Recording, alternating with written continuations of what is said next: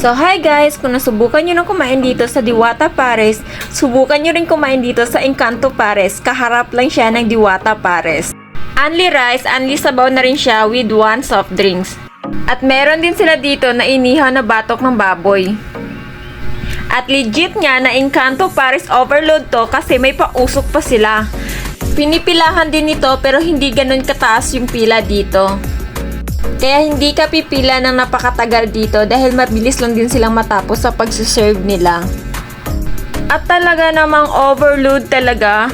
Tapos yung rice nila is para siyang brown rice. O tingnan nyo, may kulay pa. O diba? Tingnan nyo naman yung itsura. Overload talaga siya.